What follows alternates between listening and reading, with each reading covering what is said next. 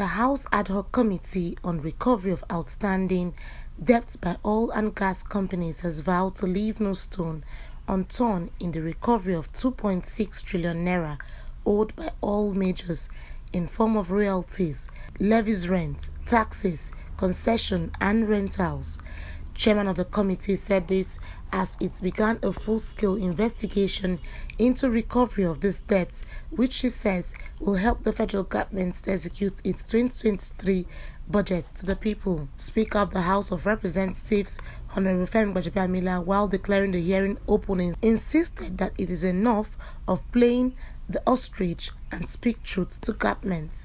The Speaker reminded stakeholders of the importance of paying up on their liabilities, which in turn will enable federal government to finance its 2022 budget, while warning that failure to do so will attract the full consequences of the law.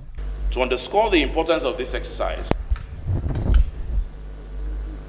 let me make a bold statement that if there are companies that either prevaricate or refuse to cooperate in this exercise, it may be the first time in the 9th Assembly, maybe even in history, that we will need, or I personally will invoke the provisions of the Constitution and have whoever is responsible or does not cooperate with the committee, have him arrested under the provisions of the Constitution. That's how important this exercise is. If true, 2.6 trillion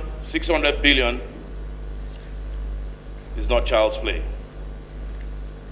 And if it is true, we need to recover that money.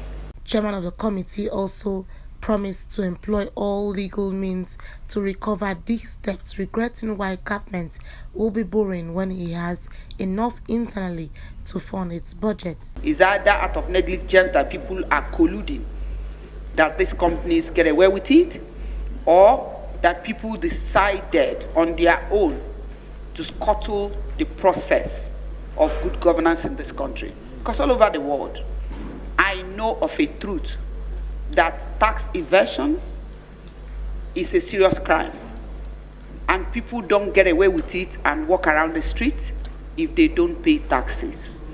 And it's only in our country here that we take it with levity. So that's why I say this is call for action. We are not more going to sit back and allow people get away with this kind of thing. 77 companies were indicated, out of which 51 have paid up its liabilities, according to NATI reports, while the Federal Inland Revenue in its submission said 70 out of the 77 has tax obligations to the tune of $1.79 billion. The disclosures were other taxes in various forms, and then the other was payment of royalty. And we are concerned about 2019, and our report emphasized that these payments were not made as at and when due as at 20th of December 2020. 20th of December 2020. So whatever happened after 20th of December 2020 can only be captured by a relevant report in 2021. The total amount outstanding as of 1st February 2022 is $467.69 million. And out of that, MPDC owes $440.068 million. That's 94% of that amount.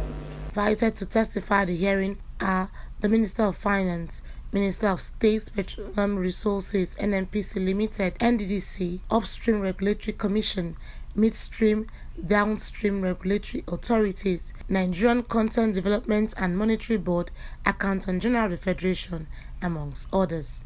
Annie T. Patrick, Call TV News, Abuja.